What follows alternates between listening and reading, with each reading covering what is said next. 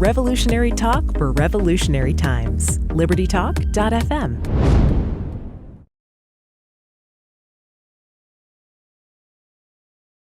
Hello, this is Ron Paul with your weekly update for Monday, August 14th. There is something unsettling about how President Trump has surrounded himself with generals.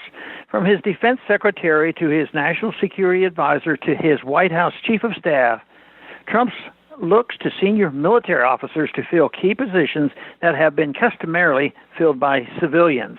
He's surrounded by generals and threatens war at the drop of a hat. President Trump began last week by threatening fire and fury on North Korea. He continued through the week claiming falsely that Iran is violating the terms of the nuclear deal.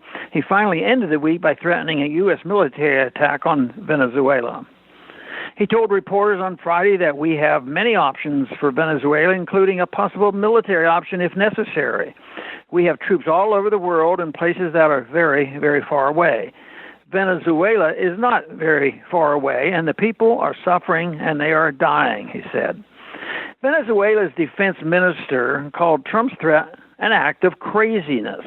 Even more worrisome when Venezuelan President Nicolas Maduro tried to call President Trump for clarification, he was refused.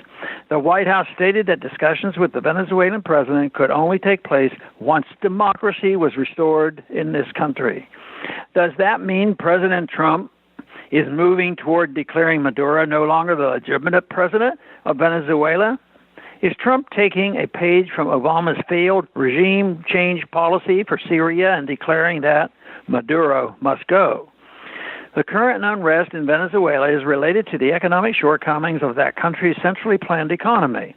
The 20th century has shown us very clearly that state control over an economy leads to mismanagement, malinvestment, massive shortages, and finally, economic collapse. That is why those of us who advocate free market economics constantly warn that the U.S. government intervention in our own economy is leading us toward a similar financial crisis. But there is another factor in the unrest in Venezuela. For many years, the United States government, through the CIA, the National Endowments for Democracy, and the U.S. government-funded NGOs, have been trying to overthrow the Venezuelan government. They almost succeeded in 2002 when the then-President Hugo Chavez was briefly driven from office. Washington has spent millions trying to manipulate Venezuela's elections and to overturn the results. U.S. policy is to create unrest and then use that unrest as a pretext for U.S. intervention. Military officers play an important role in defending the United States. Their job is to fight and win wars. But the White House is becoming the war house, and the president seems to see war as a first solution rather than a last resort. His threats of military action against Venezuela that neither threatens nor could threaten the United States suggests a shocking lack of judgment. Congress should take President Trump's threats seriously.